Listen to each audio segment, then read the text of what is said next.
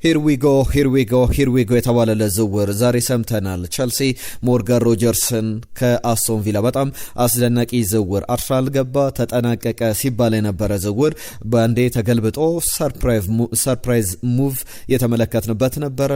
በተለይ የሞርጋን ሮጀርስ ዝውውር አሁን በዛሬ ቆይታችን ላይ እንመለከተዋለን። ነገ ይጠናቀቃል። በተለይ በቸልሲ ስብስብ ውስጥ እንዴት ይጫወታል፣ እንዴት ለቸልሲ ያገለግላል፣ ከኮል ፓልመር ጋር እንዴት ሊጣመር ይችላል፣ ፓልመር ነው የሞርጋን ሮጀርስን ግንኙነት ጓደኝነትን እናነሳለን በዛሬ ቆይታችን። ሌሎችም የቸልሲ ዝውውር ዜናዎችን ይዘናል። በስፋት አብራችሁን ቆዩ። ክብራትና ክብሯን በአበሻ ስፖርት ቸልሲ ኮርነር ላይ እንገኛለን። የቸልሲን ጉዳዮችን በዋነኝነት በዚሁ ቆይታችን በዚህ ቪዲዮ ላይ እንመለከታለን። ላይክ አድርጋችሁ ጀምሩ። የሞርጋን ሮጀርስን ዝውውር እንዴት ተመለከታችሁት? 117 ሚሊዮን ፓውንድ ለቸልሲ አዋጭ ቢዝነስ ነው ወይ ብላችሁ ታስባላችሁ ወይስ ደግሞ ቸልሲ ከዛ ውጪ ሌሎች ሙቭመንቶችን ማድረግ ነበረበት የሚለውን ንገሩ። እኛ የራሳችንን ሐሳቦች እናካፍላችኋለን። መልእክቶቻችሁን ላኩልን። ከዛ ውጪ ደግሞ ይህንን ቪዲዮ ላይክ አድርጋችሁ ጀምሩ። ስለ ኢንዞ ፈርናንዴዝ፣ ስለ ቸልሲ ሌሎች ዝውውሮች ከቸልሲ ሊለቁ ስለሚችሉ ሁለት ተጫዋቾችና ወደ ቸልሲ ሊመጣ የሚችል አንድ ተጫዋች የውድድር ዓመቱንም የቸልሲ ጅማሮ በተመለከተ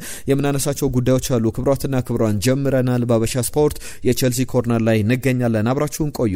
ወደ ዝውውር ጉዳዮች ልናልፍ ነው። በዝውውር ጉዳዮች ደግሞ በብሬኪንግ ኒውስ ትናንትና ማምሻውን የሰማ ነው በጣም አነጋጋሪው ዝውውር የሞርጋን ሮጀርስ ጉዳይ ነው። ሁለት ጉዳዮችን በዋነኝነት አነሳለሁ። የአርሰናልና የሞርጋን ሮጀርስ ድርድር እንዴት ያለ ነበረ? ከዛ ውጪ በቸልሲ ቤት እንዴት ፊት ያደርጋል? ኮል ፓልመር ባለበት ቡድን ውስጥ ሞርጋን ሮጀርስ ምን አይነት ሚና ይኖረዋል የሚለውን እናነሳለን። 117 ሚሊዮን ፓውንድ ለተጫዋቹ የሚከፈልበት ክፍያ ነው ቸልሲ ለአስቶን ቪላ የሚከፍለው። ሰኞ ዕለት ነገ የሕክምና ምርመራውን ያደርጋል ሞርጋን ሮጀርስ። ከዛ በኋላ አዲሱ የቸልሲ ተጫዋች ሆኖ ወደ ረፍቱ ያመራል። ከረፍት በኋላ ከ3 ሳምንት ወይም ከ4 ሳምንታት በኋላ ፕሪሚየር ሊጉ ናሴ 15 ቀን በእኛ ይጀምራል። ከናሴ 15 ቀን በፊት ከሞላ ጎደል አሁን ዛሬ ናሴ 12 ላይ እንገኛለን። አንድ ወር ከ3 ቀናት ይቀሩታል የእንግሊዝ ፕሪሚየር ሊግ ሊጀመርና ከዛ በኋላ ፕሪሚየር ሊጉ ሲጀመር በአሰልጣኝ ቻቪ አሎንሶ ስር እንመለከተዋለን። በእርግጥ የኤንዞ ፈርናንዴዝ ጉዳይስ እንዴት ይታያል የሚለው ቸልሲ ቤት ይነሳል። በዋነኝነት ግን አስቀድመን 117 ሚሊዮን ፓውንድ የተከፈለበትን የሞርጋን ሮጀርስ ዝውውር መመልከት ያሻል። ፐርሰናል ተርም የግል ጥቅም የደሞዝ ጉዳዮች ተስማምቷል። 6 ዓመታት ኮንትራት ይፈርማል። ከዛ በተጨማሪ ቸልሲ በአማራጭነት 12 ወራትን የተጫዋቹን ውል የማራዘም መብት አለው። አሁን 3 ዓመቱ ላይ ይገኛል። 7 ዓመታት ቸልሲ ባለው መብት ተጠቅሞ 7 ዓመታት የሚቆይ ከሆነ ሞርጋን ሮጀርስ እስከ 30 ዓመቱ ድረስ የሚያቆየውን የቸልሲ ውል ይፈራረማል። መቼ? ነገ ሰኞ የሕክምና ምርመራውን ካጠናቀቀ በኋላና በአሰልጣኝ ቻቪ አሎንሶ ስር በተለይ አሰልጣኙ ተጫዋቹን በማሳመን ረገድ ትልቅ ኃላፊነት ተወጥቷል ይባላል። ታክቲካሊ እንዴት ሊጠቀሙበት እንዳሳው በደንብ አስረድተውታል። ከዚህ በፊት የቸልሲ ትልቁ ገንዘብ ክፍያም የነበረው ለኤንዞ ፈርናንዴዝ የተከፈለው ክፍያ እንደነበረ እናስታውሳለን። ቸልሲ ከዚህ በፊት ለቤኔፊካ ለኤንዞ ፈርናንዴዝ በ121 ሚሊዮን ዩሮ ከፍሎ እንደነበር ይታወቃል። ወይም ደግሞ 106 ሚሊዮን ፓውንድ 2023 ላይ ሲከፈልበት እናስታውሳለን። በብሪቲሽ ሪከርድ ደግሞ ማንቸስተር ሲቲ ያሻሻለው 116 ሚሊዮን ፓውንድ ነበር። አሁን የኤሊዮት አንደርሰንን ዝውውር ሞርጋን ሮጀርስ በዋጋም በክፍያም ከፍ አድርጎታል። እንዴት ነው ኮል ፓልመር ባለበት ቡድን ውስጥ ሞርጋን ሮጀርስ የሚሰለፈው? ሁለቱም 10 ቁጥር አርሰናል በእርግጥ ተጫዋቹን የሚፈልገው የነበረው የግራ መስመር አጥቂ ሆኖ እንዲጫወት ወይም ፕሪሚየር ሊግ የግራ መስመር ተጫዋች ሆኖ ቨርሳታይል ነው ተጫዋቹ። በዓለም ዋንጫ ላይ ለምሳሌ ግማሽ ፍጻሜ ላይ አሲስት አድርጓል። በቀይ መስመር ቦታ በቀይ መስመር አጥቂነት ተጫውቶ 10 ቁጥር ሆኖ የግራ መስመር አጥቂ ሆኖ መጫወት ይችላል። ተደራቢ ማጥቂም ሆኖ መጫወት ይችላልና ሞርጋን ሮጀርስ እነዚህ ሚናዎች በደንብ መጫወት የሚችል በደንብ ያንን ሚና መወጣት የሚችል አይነት ተጫዋች ነው። ለምሳሌ ባለፉት 2 የውድድር ዘመናት ሞርጋን ሮጀርስ 28 ግቦችን አስቆጥሯል። 24 ለግብ የሆኑ ኳሶችን አቀብሏልና በፕሪሚየር ሊጉ ኮንሲስተንትሊ በጣም ፕሮዳክቲቭ ሆኖ በጣም ፍሬያማ ሆኖ እየተመለከት ነው ያለው ተጫዋች ነውና 117 ሚሊዮን ፓውንድ ውድ ነው ወይ የሚለው ጥያቄ በዋነኝነት የሚነሳ ነው። ነገር ግን አሰልጣኝ ቻቪ አሎንሶ ከዚህ በፊት በያዛቸው ቡድኖች ለምሳሌ ዋነኛው የሌቨርኩሰን ቡድን የሱን ቡድን የሚመስል ነው። በሪያል ማድሪድ ብዙ አልቆየም። የሪያል ማድሪድም ወቅታዊ ሁኔታም የተጫዋቾችም ስብስብም ይህንን የሱን የቻቪ አሎንሶን አሰላለፍ ለመተግበር በጣም የከበደ ሁኔታን ተመልክተናልና በቻቪ አሎንሶ ስር ፕሪፈር የሚያደርገው አሰላለፍ አለ 3-4-2-1 ሁለት 10 ቁጥሮች ላይ በሌቨርኩሰን ለምሳሌ ፍሎሪያን ቨርስ እንዲሁም ደግሞ ጆናስ ሆፍማን ይጫወቱ ነበር። አሁን በዚህ ሂደት ደግሞ የዚህ ዝውውር አካል ሆነው በደንብ የምንመለከተው ሞርጋን ሮጀርስ ከኮል ፓልመር ጋር ከ9 ቁጥር ቦታ ላይ ማን ይሰለፍ ገና የለየለት ጉዳይ አይደለም። ኒኮላስ ጃክሰን ይቆያል አይቆይም ወደ በኋላ ላይ የምናነሳው ጉዳይ ይኖራል። ከኒኮላስ ጃክሰን ጋር በተያያዘ በእርግጥ ትናንትና ማንስቼዋለሁ። በቼልሲ ቤት አሰልጣኙ እንዲመለከተው ወይም በአሰልጣኙ በኩል ጊዜ እንዲኖረው አሰልጣኝ ቻቪ አሎንሶ ተጫዋቹን በቅርብ መመልከት ይፈልጋል የሚሉ ሀሳቦች ነበሩ። ጃው ፔድሮም ቆየ ወይም ደግሞ ሊያም ዴላፕ በደንብ ብዙ ሊነሱ የሚችሉ ጉዳዮች አሉ።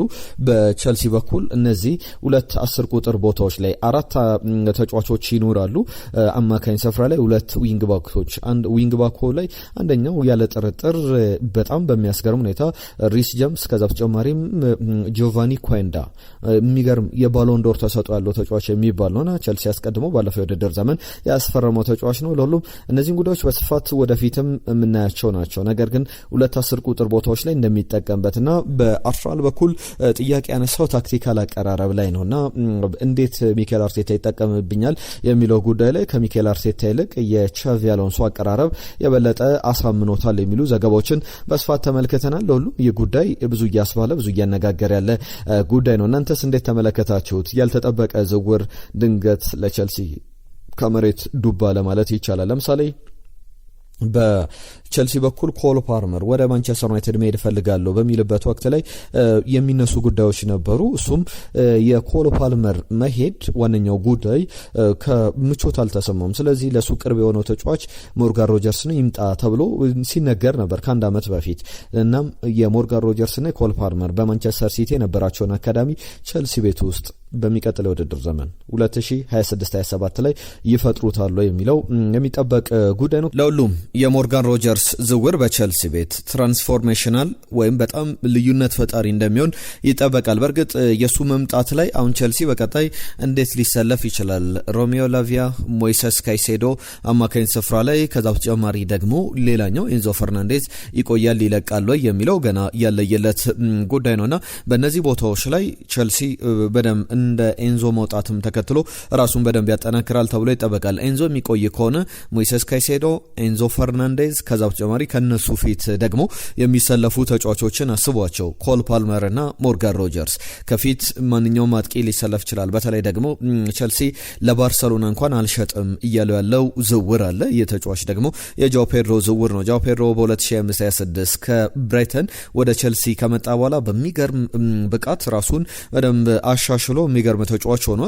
ከዛም በተጨማሪ በሁለተኛው ሲዝኑ ላይ በሁለተኛው አመቱ ላይ ደግሞ በቸልሲ የተለየውን ጃው ፔድሮ እንመለከታለን ብለን የበለጠ ተስፋ የምናደርግበት አይነት ዝውውር ነው። ለሁሉም ቸልሲ የሞርጋን ሮጀርስን ዝውውር ካጠናቀቀ በኋላ የቤት ስራዎቹን ገና አላጠናቀቅም። ሌሎች ተጨማሪ ጉዳዮችም ይነሳሉ። የቸልሲን ተጨማሪ ተያያዥ ጉዳዮችን እናነሳለን። በአቀራረብ ደረጃ የሞርጋን ሮጀርስ፣ የኮል ፓልመር፣ ጆቫኒ ኩዌንዳንም በተመለከተ በመጠኑም ቢሆን አንስቻለሁ። በቀጣይ ጊዜያት ላይ በስፋት እንመለስበታለን። በተለይ የጆቫኒ ኩዌንዳ ጉዳይ የባሎንዶር ፖቴንሻል ያለው ለባሎንዶርን ለማሸነፍ አቅም ያለው የሚባል ተጫዋች ነው። የመስመር አጥቂ መሆን ይችላል። በመደበኛ ለምሳሌ 4-2-3-1 ወይም በ4-3-3 አሰላለፍ ቢገባ የመስመር አጥቂ ሆኖ መጫወት ይችላል።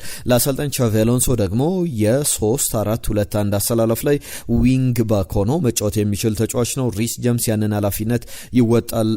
የዚህ ሌላኛው የጆቫኒ ኩዌንዳም የዊንግ ባክ ሆኖ መጫወት የሚችል በጣም የሚገርም አይነት ተሰጥኦ ያለው ተጫዋች ነው። በተለይ ከቸልሲ ጋር እንዲላመድ ብዙ ጊዜ ብለነዋል። ያሳለፋቸው ጊዜያት አሉ። በቸልሲ ጉዳት ላይ በነበረበት ጊዜ በስፖርቲንግ ሊዝበን ጉዳቱን የሚያስታምመው የነበረው በኮባህም የቸልሲ የልምድ ማዕከል ነበር። በቸልሲ የልምድ ማዕከል መቶ ከቸልሲ ተጫዋቾች ጋር እንዲግባባ ሲመጣ ሲዝኑ ሲጀምር አሁን በፕሪሲዝን ቡድኑን ሲቀላቀል አዲስ እንዳይሆንበት አስቀድሞ ነበርና ወደ ቸልሲ መቶ ልምምድ ያደርጋል። ከዛ በኋላ የሕክምናዎቹን ይከታተላል። ሲያገግም ደግሞ ወደ ስፖርቲንግ ሊዝበን ሄዶ ጨዋታዎቹን ያከናውን ነበርና እንደዚህ አይነት ጥሩ ትስስር የነበረው ተጫዋች ነው። ጆቫኒ ኩዌንዳንም በዚህ ዝውውር ላይ ጠብቁት ለማለት ያክል ነው። ሌሎች ተጨማሪ የቸልሲ ጉዳዮችን ደግሞ እናንሳ። በተለይ ደግሞ በዝውውር ጉዳዮች ላይ የሶስት ተጫዋቾችን ስም አነሳላችኋለሁ። ሁለቱ ከቸልሲ ሊለቁ የሚችሉ አንደኛው ደግሞ ወደ ቸልሲ ሊመጣ የሚችል ነው። ኒኮላስ ጃክሰን አስቀድሜ ላንሳላችሁ። ኒኮላስ ጃክሰን ማለት በቪያሪያል ወደ ቸልሲ ከመምጣቱ በፊት በቪያሪያል በስፔን ላ ሊጋ ላይ የተጫወተ ገና ወጣት ነው። በጣም የሚገርም አይነት ፖቴንሻል ያለው ተጫዋች ነውና በዛ ያለ ደግሞ ያሰለጠኑት አንድ ሲዝን ላይ ኡናይ ኤምሪ ነበሩ። ኡናይ ኤምሪ በደንብ ያውቁታል። የሚወዱት አይነት ተጫዋች ነው። በርግጥ ስለ ኒኮላስ ጃክሰን ብዙ ጊዜ እንላለን። ኮል ፓልመር በያዝነው የውድድር ዘመን የግብ ተሳትፎ ቁጥሮቹ እንዴት ቀነሰ ብለን ስንመለከት ስለ ኮል ፓልመር ስንመለከት የኒኮላስ ጃክሰን አለመኖር በጣም ተጽዕኖ አድርጎበታል። የኒኮላስ ጃክሰን አጫወት ለኮል ፓልመር በጣም የተመቸ ነው ተብሎ ይነገራል። አሁን ቸልሲ ግን ኒኮላስ ጃክሰንን ሊሸጠው የሚችልበት እድል አለ። ትናንትና ከአስቶን ቪላ ጋር ድርድር ሲያደርግ የቸልሲ በሄዳድ ኤግባህሊ ባለቤቱ እነትወድ ቦሆሊን በዋነኝነት ከአስቶን ቪላ ባለቤት ጋር ፌስ ቱ ፌስ ነው ንግግር ያደረጉት የሞርጋን ሮጀርስን ድርድርና በዛ መሀል ደግሞ ከተነሱ ስሞች መካከል ኒኮላስ ጃክሰን አንደኛው ነው። ኒኮላስ ጃክሰን ወደ አስቶን ቪላ ሄዶ ልንመለከተው እንችላለን የሚለው በጣም ተስፋ ሰጪ ዝውውር እንደሆነ መናገር ይቻላል። ወደ አስቶን ቪላ የሚሄድ ከሆነ ቸልሲ ቢያንስ 50 ሚሊዮን ፓውንድ በትንሹ ሚኒመም 50 ሚሊዮን ፓውንድ ያገኝበታል።